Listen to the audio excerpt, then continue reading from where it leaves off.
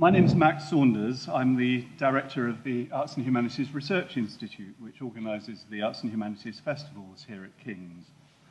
But I'm only introducing myself so that I can introduce tonight's speaker, my colleague from the Department of English and very good friend, Professor Claire Brant. Now, tonight's event is really two events, as you'll discover later, one of them being Claire's inaugural lecture. These are often very formal occasions, with a very senior and very besuited administrator standing up and starting off with a speech about what an important moment in an academic's life an inaugural lecture is, a sort of rite of passage, a moment of initiation into the highest level of academic achievement and recognition. And it is important, certainly, and we are here to recognise Claire's achievements across an extraordinary range of work. But a formal catalogue, or CV, certainly wouldn't be the right way to start introducing Claire. So how about this? But you want an introduction. How do you do who you do? How do you do who you do? For who knows you in 150 words? Those lines are the ending of the first poem in Claire's first collection of poetry, Entering Sleep Mode, from 2007. And one way to introduce her would be to say that she's a very fine poet who's published two further collections since then, also with Shoestring Press.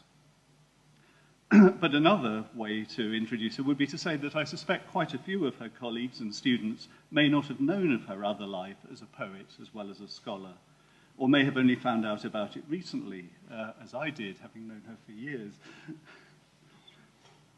Because Claire, in some ways, is a very private person, and someone who seems to have missed out altogether on the gene for self-importance. That poem is called Draft Blurb and appears to respond to the request, perhaps from the publisher, perhaps anticipated from the reader, that she introduce herself and her poetry. But she begins, draft blurb is daft blurb. How to say who I am in 150 words. Even when the convention, something like a blurb, seems to invite self-promotion, Claire reimagines it as something else, something self-deprecating instead, yes, but also something that reflects on the occasion, on the practice, and on the form. Published writers, especially academic ones, know that blurbs are usually text that the publisher, who may not know very much about what's inside the book, gets the author to write, but in the third person, as if it's written by an objective expert, so that the author can then both blow his own trumpet, but also look coyly surprised as all the hyperbole. It's typical of Claire to rethink a blurb as a poem, and then to use that to reflect really profoundly on why an author might want to or not want to introduce her own work and what she might want to say about the work and that situation. And I think it's also typical of her to reflect on the form in which she's reimagining the form, since the poem is itself exactly those allotted 150 words. And I think that poem does something that characterizes her criticism too, and that's why I wanted to start with it. Claire, as most of you will know, is a leading scholar of 18th century literature and culture. Our pioneering interdisciplinary MA in 18th century studies here at King's, jointly taught with the British Museum, I don't think would have come into existence without her. In 2006, she published her first monograph called 18th Century Letters and British Culture with Palgrave. Now, it's well known that the novel in the 18th century is bound up with letters, and indeed was often written in epistolary form. But no one had thought so interestingly about the letters themselves in the period, asking what a letter was, where you find it, what work it does socially and culturally. And one of the ways in which the book transformed the field was in focusing not just on private, unpublished correspondence, but on letters, most of which were actually published during the 18th century, which showed, amongst other things, how important letters were in mediating between ideas of the public and the private. Or as she puts it so much better, not everything in print is public, not everything unpublished is private. Most people, if asked what a letter was, would define it as a text sent from one person to another. But Claire encourages us to think again, starting the book by looking at letters of introduction, very common in the 18th century, when people got a friend or patron to write a letter for them to carry to a third person, so as to help them get an invitation, say, or a job. And she calls her introductory chapter a letter of introduction. It's another beautiful example, I think, of her critical reflectiveness, conscious that an introduction is like a letter from the author to the reader, one which precisely introduces the writer as well as the subject. A typical Claire Brant sentence doesn't go like this. It is a major aim of this book to make generalizations about letters. Now, I think any of us could have written that sentence. As students or critics of literature, we're in the business of making generalizations about our topic, generalizations which we then base our claim to expert knowledge upon. Now, it's true Claire did actually write those words, but she didn't leave them there. What she says is, it's a major aim of this book to make generalizations about letters harder. She's recommending particularity there, of course, that we understand how different letters can be and how different their functions can be. And there's also a sense of going back to first principles, trying to unthink what we thought we knew about a topic so that we can begin to know it afresh. But that might sound a little dogmatic. Perhaps some generalizations are still possible, or perhaps some generalizations will be possible now. So this tremendous sentence doesn't even stop there either. Claire adds a clause which again shows that agile and creative critical self-reflectiveness. So the whole thing goes like this. It's a major aim of this book to make generalizations about letters harder, including this one.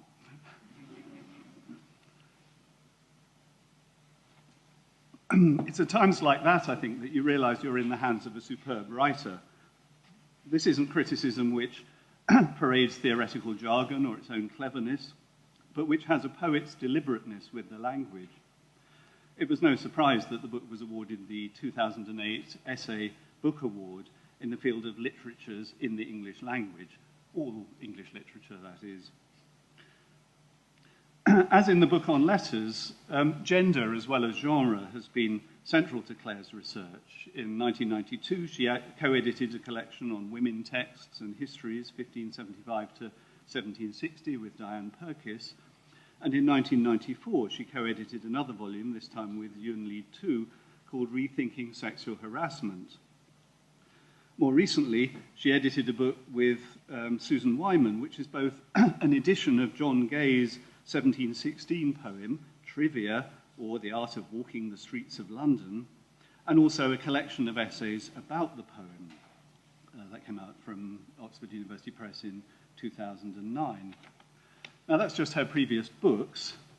John Gay's poem got her rethinking the street of London in which King's College is located, and this led to her setting up a wonderful creative web project called Strand Lines, involving not just the people who work at King's, support staff, as well as academics and students, but also local communities, the homeless, businesses, and above all, a group for which she coined the term a cabinet of artists.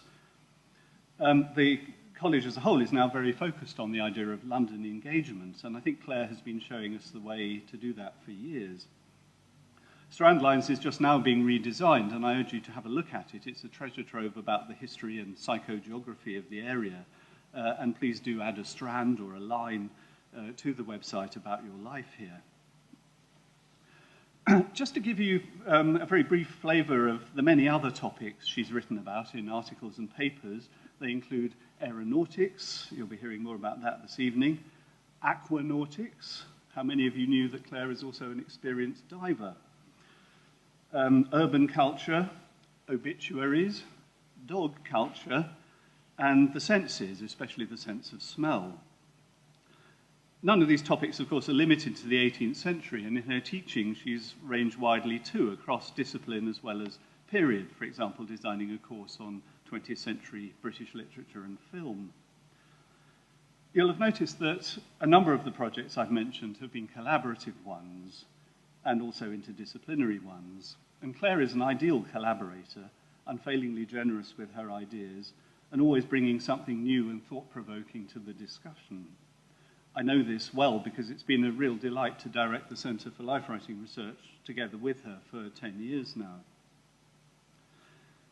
When she wrote that poem about expressing herself in 150 words, I doubt she anticipated that 10 years later she'd be collaborating in another project, this one called Ego Media, about social and digital media, and that we'd be discussing people expressing themselves in 140 characters, or in selfies, or in fitness apps, just to give some examples. All these things alongside older forms of life writing. And that juxtaposition of the old forms and the new was very much the basis of the tremendous exhibition that Claire curated together with Dr. Polly North called Dear Diary, a celebration of diaries and their digital descendants, which was in the Inigo Rooms, King's College London's exhibition space in Somerset House, earlier this year from May to July.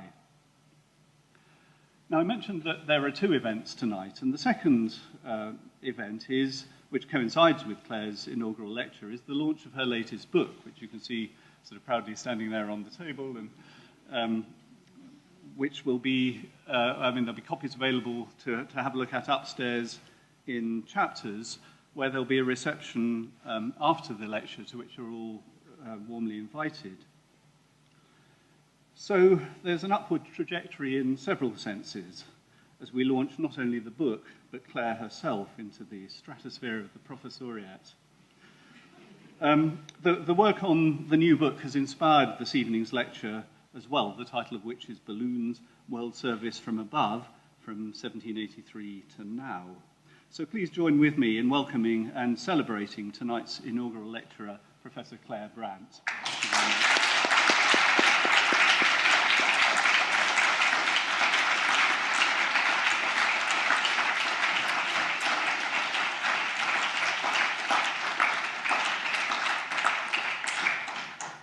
Thank you very much, Max. That's very, very generous of you. And how am I going to follow that, really? Well, I'm very glad to be part of the Arts and Humanities Research Institute Festival, which is a great occasion, particularly for the research centres, to be able to present some of what we do. So thank you to its director, Max, and thank you to Vicky also, who's made this evening run, I hope, very smoothly. Now, one thing I didn't know is that when you become a professor, you get to pick your own title. So this was a difficult thing to do because I do lots of different things. But in the end, I went for Professor of 18th Century Literature and Culture, because in the end, the 18th century is my home ground, and I'm a literary critic. But I thought of culture because I also aspire to be a historian of ideas, and because it meant I could range into cultures other than the 18th century. So that's what I'm going to do tonight. But, as Max said, tonight's lecture is also doubling as a launch, very happily, for Balloon Madness. Now, it might seem at odds with the festival theme of World Service to link with a book whose subtitle suggests it's possibly nationally and chronologically narrow. I used to think that people who wrote books on short historical spans were having it easy. I mean, how difficult can it be just to write about 3 years? Well, now I know better. It's possibly even harder. Anyway, the book is about balloon madness, but its conceptual frames include enlightenment and the internationality of enlightenment. So here, the balloon with the Union Jack actually belongs to an Italian, Vincenzo Lunardi. He was to have made a second ascent on the 29th of June, 1785, which is what this painting shows, but because there was too much weight, he got out, and in the basket is an Englishman and an English woman, the first English woman to fly. The crowd below includes English people who are both Francophobe and Francophile, and some, the beau monde, are speaking French. So Balloon Madness also includes some thinking about how 18th century ideas live on today in how we feel about balloons and how we think about air. So in that spirit tonight, I'm going to talk roughly about 4 models of world service through balloons. First, how the invention of balloons in 1783 started up new ideas about the world. Second, more figuratively, how balloons could provide a platform for seeing a moral world. That's world service in a more literary way. Thirdly, I'll explore a more visual form of world service by balloons, an aesthetic pivot for seeing the world differently in ways that are significant for environmental politics and globalism, or the global through the local. And fourthly, I'll close with some instances of balloons serving a worldwide idea of imagination. So that's practical, moral, aesthetic and philosophical forms of world service. And I want to stress they're not necessarily separate. I'm not going to go through and say this is practical, this is moral, this is aesthetic, because I think they're all bound up together and you can decide which you think the combination is. But those are the sort of four coordinates, really, of ideas. So let's start with practicalities. The history of aerostation, or sailing in air, began with the invention of the hot air balloon by the Montgolfier brothers. On the 5th of June, 1783, they successfully demonstrated in front of officials at Annonay a paper balloon raised by fire, which sailed for 10 minutes or so to descend after a mile and a half. The Montgolfier family were paper manufacturers. Etienne and his inventive brother Joseph were pursuing hydraulic experiments, and the lifting power of hot air was what they were after. The rich decoration of these first balloons already images other worlds in the astrological border and royal imagery, kind of cosmic royal imagery. Very soon after this, on the 27th of August, came a balloon raised by inflammable air, or what we know as hydrogen, which was produced by running sulfuric acid over iron filings. Tested by Monsieur Jacques Charles, a professor of physics, and his collaborator, two engineers called the brothers Robert. It ascended to 3,000 feet from the Champ de Mars in front of a huge crowd and fell 15 miles away at Gonesse, to the consternation of locals who thought it was a devil and stabbed it with a pitchfork. On the 19th of September at Versailles, in the presence of the King, Queen, and another huge crowd, the Montgolfiers sent up a fire balloon with a duck, a cock, and a sheep in its basket, the first aerial travellers, who descended safely after a journey of about 2 miles. The cock had an injured wing, but that was because the sheep trod on it, not because flying was dangerous. And the sheep, in spite of this Ryanair sort of behaviour, was pensioned off in the Royal Menagerie and had many visitors. Now, on the 21st of November, the first human aerial travellers, Pilatre de Rosier and the Marquis d'Arlande, flew over Paris for 20 minutes in a fire balloon. And on the 1st of December, Charles and the Robert flew for 2 hours in a hydrogen balloon, fitted with a valve, hoop, and netting. The Montgolfier, though, was still in contention. On the 19th of January, 1784, the Montgolfiers launched a huge fire balloon, Les Flacelles, carrying 7 persons aloft over Lyon for 15 minutes. And in 1784 and 5, all sorts of flights were attempted in Europe in both kinds of models, but perhaps slightly more in terms of the hydrogen balloon, often in front of huge crowds, and the results were reported around the world. So you get this kind of global European culture of aerial exploration and adventure. Now, as these two versions of balloons developed, they set new records for height, distance, and flight time. Here is a professor explaining the science of an inflammable air balloon. The Montgolfier had the problem of how to enclose fire and make it more efficient, whereas the Charlier, the hydrogen balloon, faced challenges in getting gas into the balloon and controlling it aloft. Both required experimentation with different materials: paper, linen, silk, animal gut for the balloon, varnishes of different oils and gums, rigging and ballast. Cost was an issue. One report said that the Montgolfiers could fill for a mere 40 sous, whereas the inflammable air equivalent would cost almost 10,000 francs. That's about 400 quid in today's money. Producing sufficient gas could be problematic, but ascent and descent were relatively simple on the inflammable air balloon. To rise, you throw out ballast. To descend, you let out gas through the valve. That's the theory. In practice, it can be a bit difficult because your valve can freeze or jam, and all sorts of things can go wrong. But nonetheless, as one balloon historian observes, nothing more than minor refinements would be made to the gas balloon over the next 200 years. So these early days were heady with the excitement of ideas and possible developments. Britain simply went balloon mad. On the night before Lunardi made the first successful manned flight in Britain, ascending from the artillery grounds in Chelsea on the 15th of September 1784, London was convulsed with excitement. One correspondent wrote, "It is impossible for me to write anything tonight but what relates to air balloons, for we can neither think, speak, nor dream of anything else." Here is Lunardi going up. 3 months later, the craze was still running high. You can see Lunardi is using oars. That's because he thought he could steer by them. He can't, really. And indeed, he drops one. There's two stories, really. One is that there's a jury sitting who are desperate to see the balloon, and they rush out, and in order to get away from their daily business, they acquit the criminal whose life is thereby saved. So that's one life saved by the balloon. But conversely, when this oar dropped, some people thought it was a body, including a little old lady who died of a heart attack. So, a difficult moment. You can possibly just make out the cat and the dog who are with him in the bottom of the basket, and who became celebrities. 3 months later, the craze was still running high.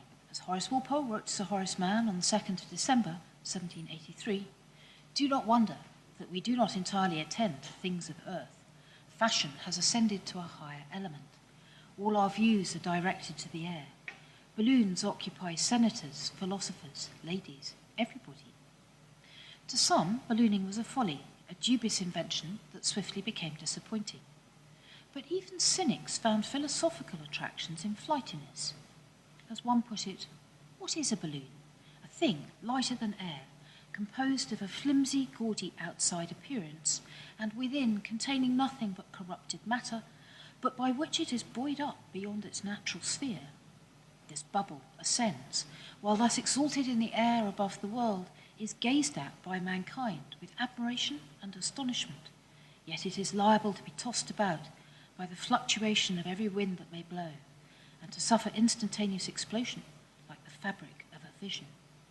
In short, it's never free from peril a single moment, and when I reflect on these things, they afford me great matter for speculation. This bubble appears to be a true emblem or picture of the corrupted manners of the present times. So, although to some people balloons are airy nothings, to most people they were powerful and astonishing things. They crashed into a typology of emotions. As one witness of flight put it, "Who can describe the sensations of the spectators at a sight so majestic and sublime? Admiration and terror, joy and fear succeeded each other so instantaneously that they seemed to be but one and the same emotion." Balloons, said another commentator, give us the right of dominion, as it were, over other elements, and realize to us in some degree that fancied communication between earth and the celestial worlds in which the enthusiasm of ancient poetry so much delighted. So this new ability to travel to and through hitherto imagined regions of above tested vocabularies. Poets raided Virgil for analogies and moved enthusiastically from Pegasus, the winged horse associated with poetry, to balloons. In some ways, poetry was already associated with air. As one wit observed, "Poets are the only living creatures, the chameleon excepted, that have any interest or real property in air. It's well known they've built in that element, and, on pleasing reflection, have often been condemned to feed upon it." Now, the poetry of balloon madness, on which there's a chunk in the book, spans odes and acrostics and pretty much everything in between, genres appropriately both high and low. They also run the gamut of seriousness, from attempts at epic and mock epic to very light verse. There's quite a lot of occasional poetry, that is, written on or close to the occasions of flights, and it circulated in print regardless of merit, because it grappled imaginatively with novelty and significance, and somehow that mattered more than the polish of metre and rhyme. Effort hit upon jokes, and bad jokes can be good fun. Some of this verse is simply awful as poetry, and you might think it's beneath the attention of a professor of literature, but far from it. It turns out, rather to my surprise, that there's actually very little critical thinking about light verse, so I had a go at trying to supply some. In a nutshell, one's trying to distinguish between what is light verse doing as opposed to satire. So light verse simply sends up, satire sends up and punctures. Much of the comic verse about Balloon is light in tone, as you expect in light verse, with an underlying play on the literal lightness of mocked balloons. For example, allow me to mention the childish invention of the novel aerial balloon, when the people on earth, being tired of their birth, had a longing to visit the moon. Some went round and round as they rose from the ground, but alas, by some mistaken notion, no sooner exalted, they wished to be salted and tumbled headlong in the ocean. That is actually quite good, doggerel. But doggerel's childishness, I spent a long time thinking about this, what's the appeal of it? I think it suits a view of balloons as childish. The world turned upside down, a trope for disorder popular in Jacobean satire, is here applied to the downside of balloons, their propensity to accident and uncontrollability. However, these lines come in an ode, which is titled The Discontented Man, and takes a very serious look at social order. No man on the earth, of high or low birth, is ever content with his station, it says. An extempore on Lunardi's Astent took up this theme of disturbance of placings. With air balloon to see the moon, Lunardi flew on high. The heavenly orb refused her face, and downwards bade him fly. Presumptuous man, how darest to poach with art my power divine? Return to earth, which gave thee birth, and I'll unclouded shine. Learn hence to know, my friends below, we'd better keep our station, than dare assume, with air or plume, to seek another nation. So we still talk of social mobility as going up in the world, and this verse shows that making light of a weighty issue is one way to make it less fearful. Now, with all their shock and fun of the new, balloons became vehicles of particularly Enlightenment questioning. What was useful to the world?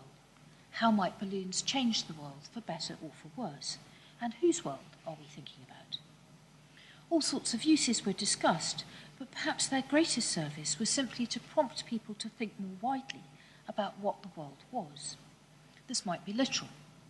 The world is a planet, so many imagined leaving the Earth in journeys to the moon. Or it might be figurative, in that all classes of people might have their worlds changed by balloons. Highwaymen could use them. Burglars would have a great getaway vehicle. Seducers could use them to elope with, or to visit nunneries, or to spy into harems, though if they flew to Venus, ran a common joke, they might have to return by way of Mercury, the standard treatment for venereal disease. Invalids could be raised by tethered balloons to purer air. You could explore intractable regions. You could cross the North Pole. You could send news, raise ships, gather information, understand the upper atmosphere and its influence on weather. Everyone could use balloons for transport, and remember, 18th century roads were dreadful. They're often rutted, impassable, dangerous. Though then, horses might become obsolete, the price of grain would rise, and if everyone did take to the skies, you'd have aerial traffic jams. So these scenarios stage questions of new world orders and how existing hierarchies might fit in. One futurist court circular, for instance, imagined His Majesty travelling from St. James's to Windsor in a balloon designed by Signor Vertigo. It would be drawn by suitably regal eagles, and it would overtake nobility, like the Duchess of Flywell, whose balloons would be drawn by mere sparrowhawks. So symbolic pecking order put monarchs firmly above, in a space with ideological competition, only from ideas of divinity to which monarchy had established connections. One aspect of world order, and possibly world service, which balloons unsettled, was how aeronauts entering the heavens literally disturbed those ideological territories of above, especially in relation to monarchy and divinity. So aeronauts flew dangerously close to the old symbolism of sun kings and a Christian deity. Praise the Lord who reigns above, as a Charles Wesley hymn begins. Now, there was a long established tradition of above being the province of God's eye, or the eye of providence, which oversees us. In the 1780s, this symbolism was still potent. So, in 1782, it appears on the reverse side of the Great Seal of the United States, attended by the words, Annuit Captis, approve our undertakings. Its designer, Charles Thompson, glossed it thus: the eye over it and the motto allude to the many signal interpositions of providence in favour of the American cause. So when balloons sailed into this visual field of providence, they disturbed complex ideological layering about divinity, heroes, and mortals. Now, some writers simply adopted the balloon as a device from which to reposition a moral vision, looking down on follies. An aerial picaresque fiction emerged, some of it interestingly experimental and dystopian. I found one instance of a theological vision in a provincial handbill where balloons become a symbol in a spiritual matrix. This is really rare. It's also not in the book, so it was worth your coming tonight. You have to read across. You've got 4 columns. If we take the 8th verse, for example, it reads like a standard ascent poem. It goes, and then it runs with haste aloft, how quick it flies. It does not far ascend towards the lofty skies. Not a great verse, but it does what it has to do. The next column, if we go back, so the second column just says what the balloon is doing. It rises aloft. The third column puts a scriptural turn onto the imagery and brightens the eye of faith to pry into the invisible world above. Faith is the substance of things hoped for, the evidence of things not seen. And finally, the fourth column turns the symbolism into evangelical verse, quite mystical, even Blakean. His eye of faith pries in the world of light. These dazzling glories are a pleasing sight. Faith mounts on high above the lofty skies, sees things which quite beyond blind reason lie. So the balloon becomes not a secular trespasser, but an instrument of spiritual perception. Much more typical, however, was rational celebration of how balloons above could link up worlds below. They fitted at once into paradigms of improvement and progress. So an advertising spoof in the name of Messrs. Ether and Aeolus announced a cross-channel service. A king's messenger is this minute unbasketed at the City of London, who left the pierhead at Calais less than 2 hours ago. It's almost needless to say that seasickness and all the trains of consequences which attend a small cabin are by the use of these air balloons avoided, and that a fine bird flight view of the 2 kingdoms renders the balloon passage one of the most pleasing journeys imaginable. So balloons would serve to bring parts of the world closer together. In 1783, it took Thomas Jefferson 5 days to travel from Philadelphia to Baltimore, a distance of 90 miles, which of course a balloon could cover in a few hours, theoretically. The association of balloons with a speeded up world can be seen in the way that racehorses and fast light sea vessels were simply called balloon. One new fast coach built at Whitby in 1784, for example, was called the air balloon. It appealed to Yorkshire's thriftiness by enabling people to bypass a particularly expensive inn.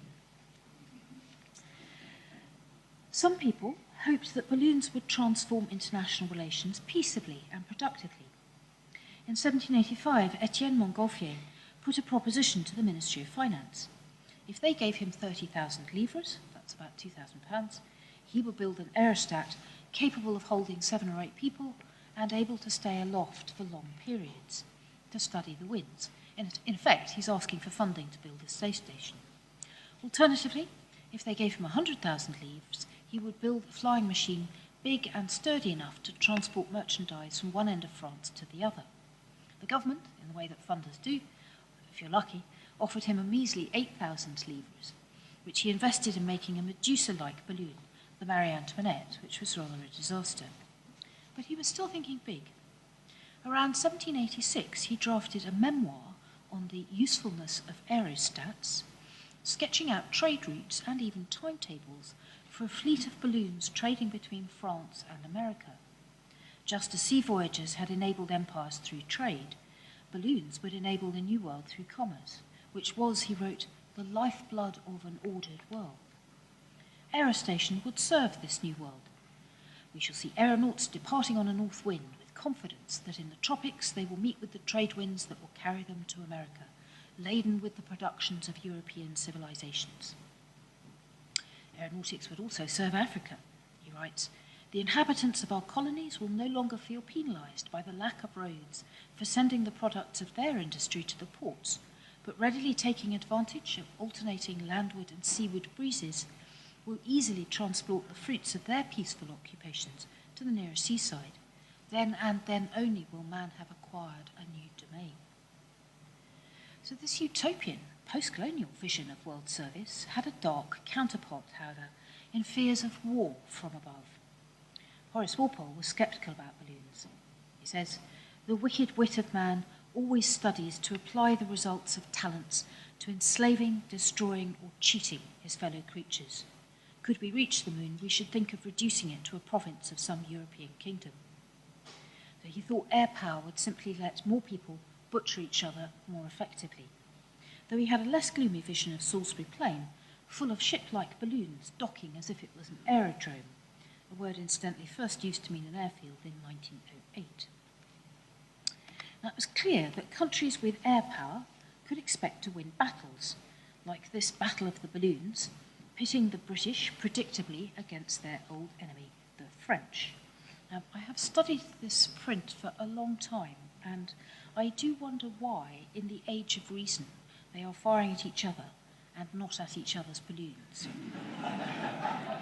If anybody has an answer to that, please tell me. So people thought in contradictory ways about how balloons might serve the world.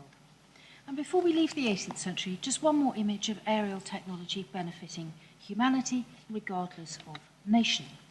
This is an 80-ton aerial vessel imagined by Etienne Gaspard Robertson, a physicist, illusionist, Swiss artist in 1803. Able to carry 60 people for several months with the aim of making discoveries, La Minerve, or Wisdom, functions as an international space station. Those aboard could eat, sleep, and study chemistry. There's an observatory, a chapel, hospital, outhouse, and quarters for women well away from all of the above.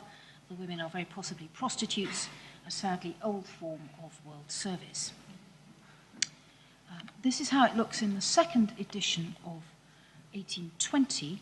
It's a bit of a kind of spot the difference game, but one difference is below the balloon, halfway up on the left-hand side, is a parachute, which is exciting for me because my book has a chapter on parachutes, whose story is bound up with that of balloons.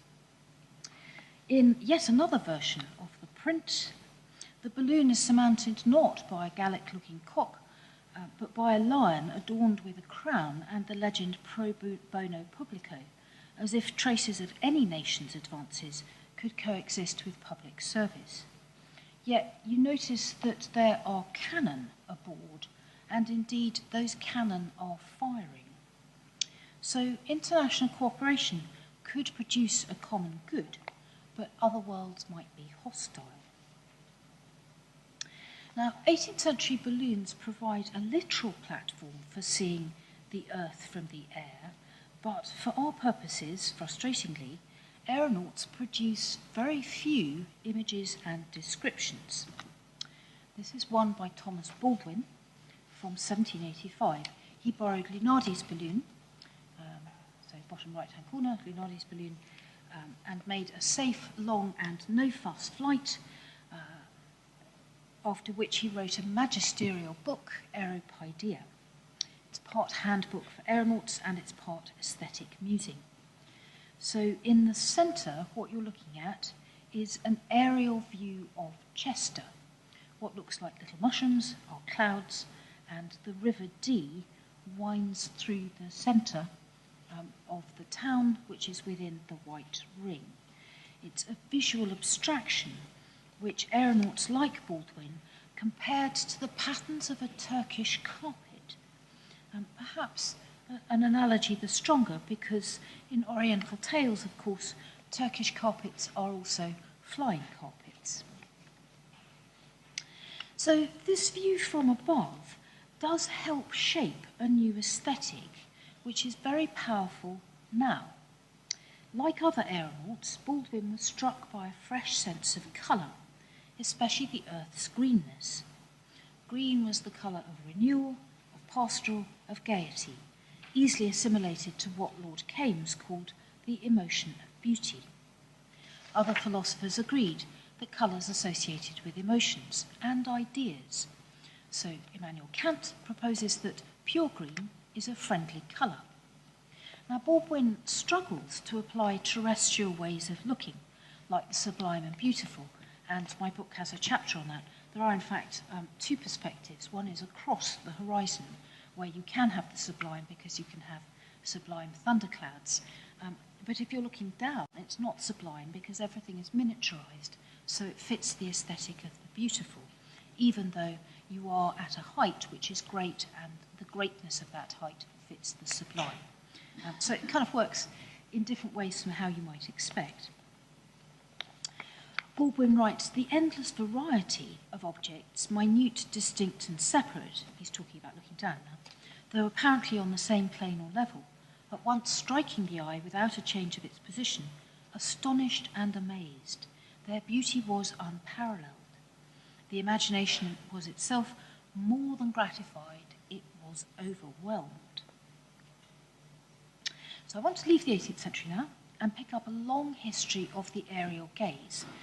We will get back to balloons, but it'll just be by way of some other aerial, I was going to say aerial landmarks, but you know what I mean, whatever they are. So it's manifest in photography and painting, and it's shaped by a variety of different flying machines. So the aeroplane, for instance, contributes much to modernism and cubism, as Robert Wall has beautifully explored in a couple of books. But what all these forms of aerial gaze have in common is how they defamiliarise objects of the gaze and indeed the gaze itself. As Paula Ahmed says, divorced from habitual modes of seeing and representing, aerial images mean nothing to the untrained eye. What she's thinking of are the photographs taken from bombers, for instance, where you then need boffins to interpret what it is that turns up on the plate. Now, historically, power is located in the gazer from above, from the biblical gaze of God to the gaze of man, often in connection with war from above. So I'd like to look now at how views from above provide world service in the form of what I'll call environmental revelation. As in the 18th century, a lofty view of a messy world can also be an aspiring vision of a better world. The first view of Earth from space came on the 23rd of August 1966 in a photo transmitted by the Lunar Orbiter 1. That's what you're looking at.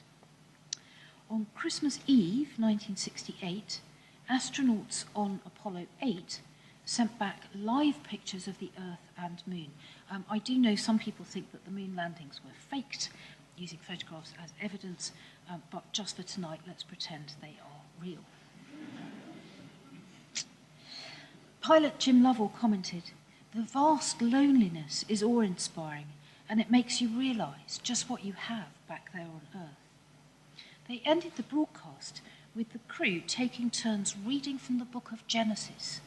Now, it's a very heavy-duty creationist response, but it's also one which makes the earth a sacred work, perhaps in a way kind of numinous, available to everybody.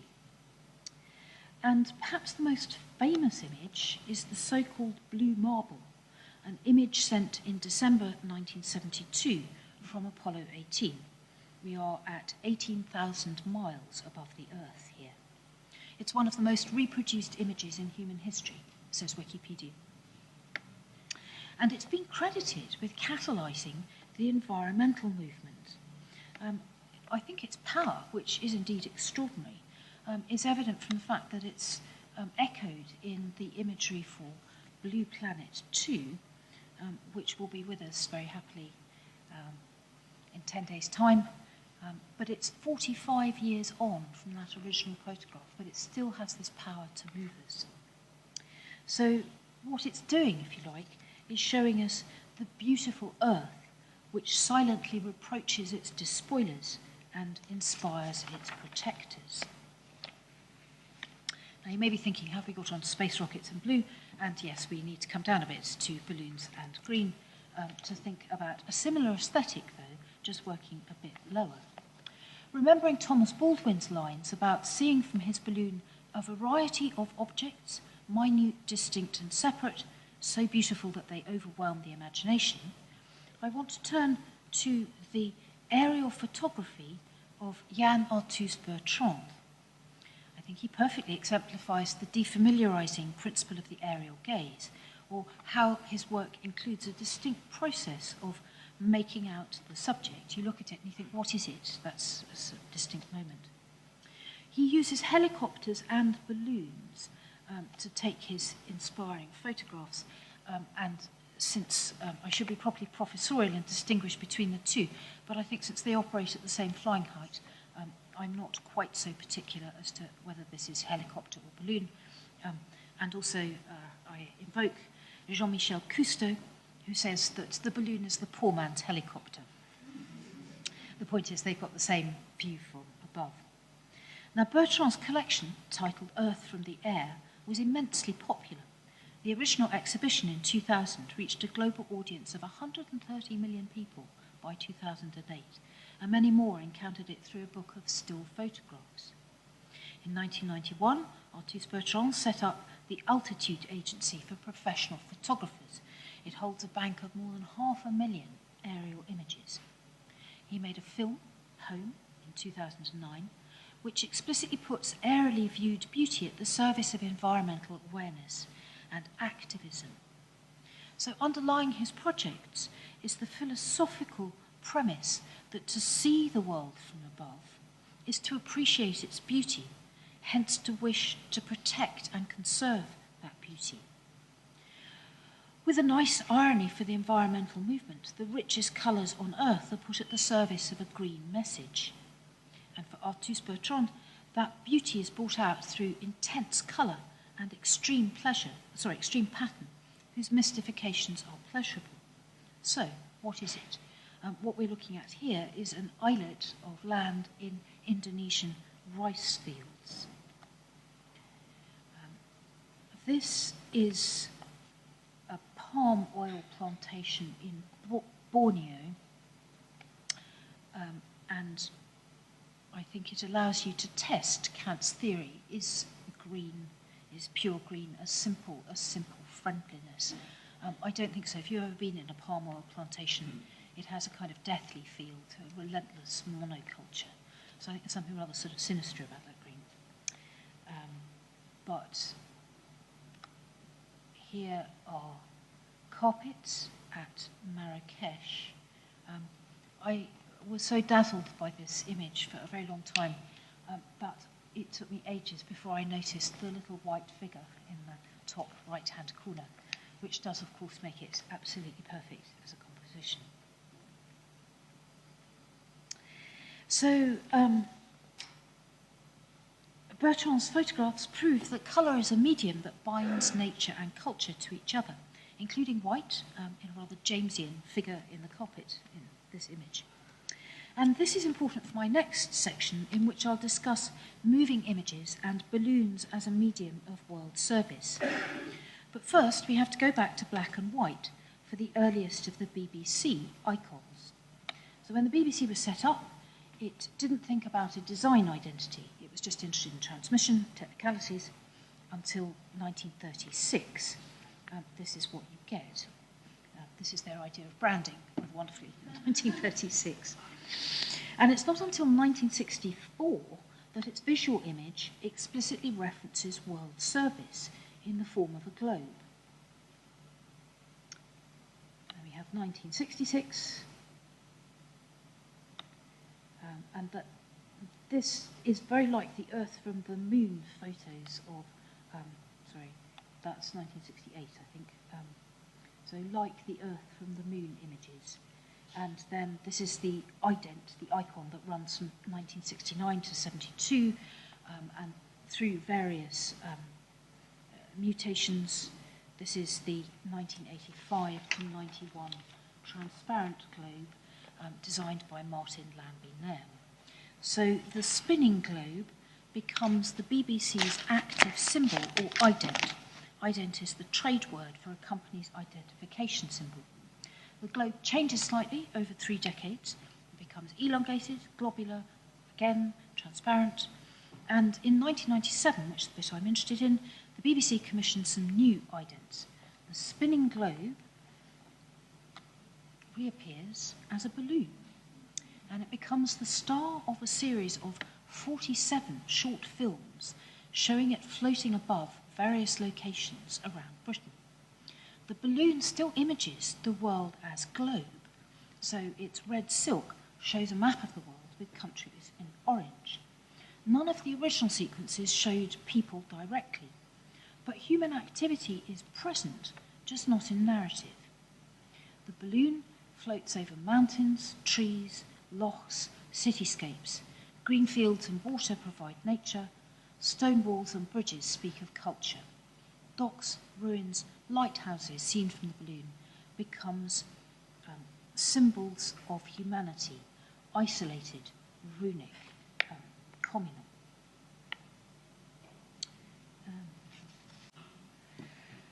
They're very beautiful. The full sets you can watch on YouTube very happily. Very pleasant half hour, I recommend it. So the balloon ident had been clever, infinitely adaptable, and loved by presentation enthusiasts. About time it was replaced by something inferior then, wrote one media commentator. The balloon's success came from how they supplied a narrative of connection in an aesthetic effort that felt easy.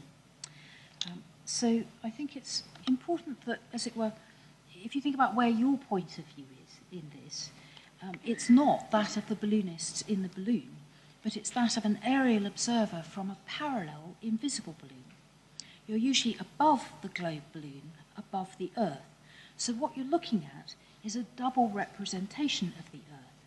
You're looking at its actual surface, fields, streets, water, and its schematic surface, the map on the balloon. Chromatography clashes with cartography. So the actual world has natural colours of green, brown and blue, which are also, of course, the classic tones of landscape painting, and the map world is cheerfully unnatural. The oceans are red and the landmass is orange. The contrast and the whole series of idents images the world in the service of imagining world service, literal and figurative. So I think what the BBC's globe balloon carries is a sense of imaginative comprehension of the world. Its swelled interior evokes an ideal fullness to that comprehension. Its surface-like skin is a filter, a medium for inscription, a place of exchange, an exchange of worlds with different locations of experience. It's interesting if you watch the whole sequence to see at what point you're looking at, as it were, Africa as a red bit of the balloon, or Asia. And BBC are always very careful, I think, to give each corner of the globe its requisite term. Now, there are, of course, other kinds of globes, this kind, which have a history even longer than balloons. This is a 16th century example from the very wonderful 17th century Ducal Library at Ulfenbüttel in Germany. And you can buy small globes like this today. This one will set you back £100. Seems rather a lot. But balloons, I think, are a better agent for world service because they can travel. If you think of Lambinen's explanation as to why the balloon surpasses the flag, it's because it moves by itself.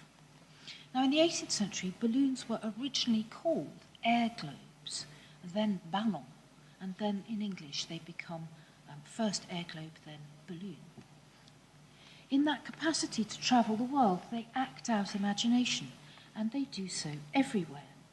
Collective forms of ballooning now take place around the world, with fiestas and balloon races serving the idea of taking to the skies with some of the thrill and imaginative possibility that went up with 18th century aeronauts. I think this is the Albuquerque Balloon Festival in New Mexico, but it might be Nevada, and in a sense that's my point. It doesn't really matter. We have one in Bristol, which is a very fine one, and here is a very beautiful instance of balloons over Cappadocia in Turkey. And yet the balloon language of freedom, freedom to imagine, freedom to rise, can also be singular. In 1982, an American truck driver, Larry Walters, attached 42 helium-filled weather balloons to an aluminium lawn chair to make a flying machine he called Inspiration 1. On the 2nd of July, he rose in this contraption to a height of 4,600 metres. That's 15,000 feet. His motto, incidentally, was, "A man just can't sit around." He took up a camera, but later admitted, and you've got some sympathy with him, it's just like Baldwin, "I was so amazed by the view that I didn't even take one picture."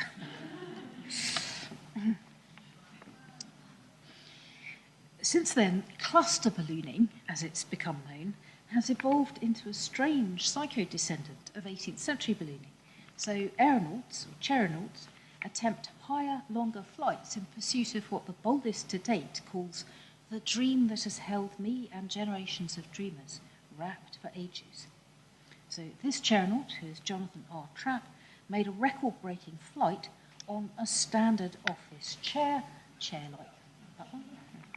He crossed the English Channel on the 28th of May 2010, and he has attempted an Atlantic crossing. This is the kit you need.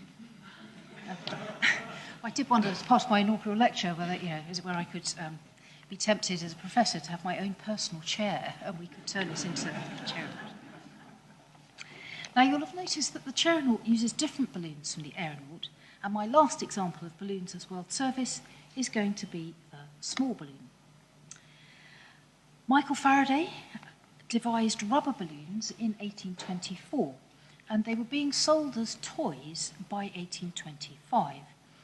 If you're interested in that, I have an essay about balloons as what I call philosophical playthings for both children and adults in a collection on Spiel, or play, edited by Christian Moser and Regine Stratling, published by Wilhelm Fink last year.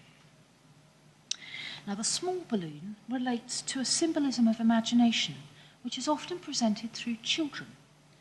One instance of both, that's to say imagination and children, is a film called Le Ballon Rouge, made by Albert Lamouris in 1956, in which a red balloon is taken up by a disaffected small boy. It has a life of its own, and it seems to follow him inquisitively around the places of his life in Paris. If you haven't seen this film, do. It's wonderful. The charm of the film comes from reversing expectation.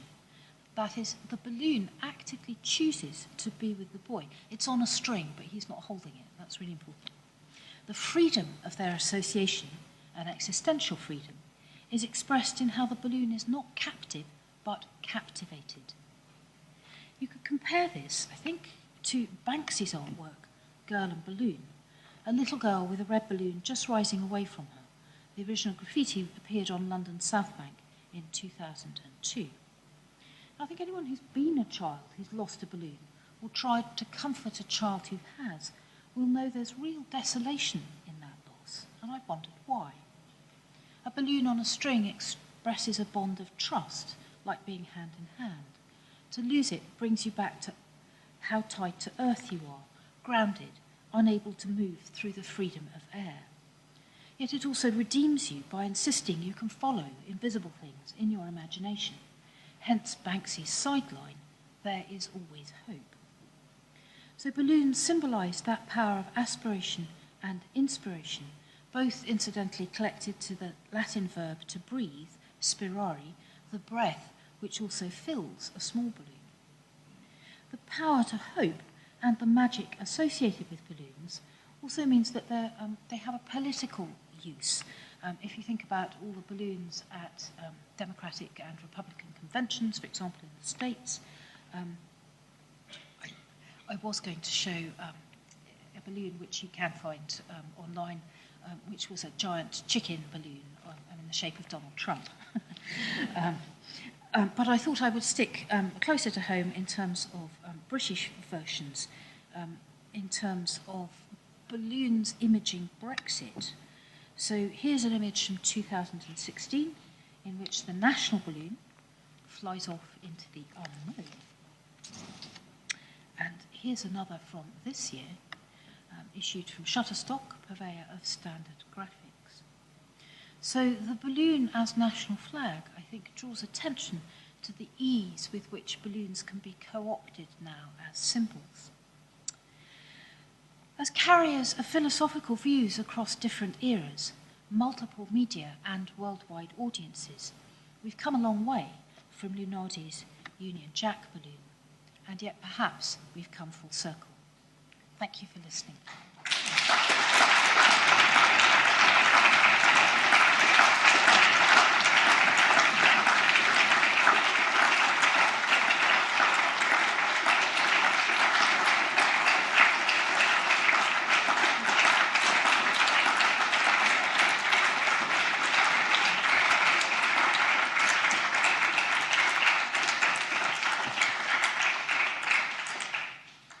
My name's Timothy Ashplant. I have the privilege and the pleasure of being a colleague of Claire's in the Centre for Life Writing Research, which she co-directs with Professor Max Saunders, who introduced the event. I can add one thing to Max's encomium for Claire, which is to say that her own achievements as a scholar have to be understood as also resting on a great deal of effort that she puts into encouraging and enabling the scholarship of other people through informal contacts, but also through her editorial work, through collaboration and so on. You've had just a glimpse this evening of the range and the imaginative leaps, as it were, of her scholarship, taking us from this wonderful, extraordinary balloon of 1783-84 and taking us on a great circle through the different meanings that balloons can have and the different ways they can be appropriated, the different modes of thinking that they promote. Max said that Claire is now, as a professor, heading off into the Empyrean. In fact, I don't think it's giving away too much of a secret to say that for her next research project, she's about to dive beneath the surface of the water as an aquanaut, and to the invocation of thinking green, which this lecture invites us, there will be a new invocation coming to think blue about the world. After all, 2/3 of the globe is blue. So thank you for appreciating Claire's lecture today. And I just have to add one practical remark. This being an inaugural, which is a celebratory occasion, we don't have formal question and answer.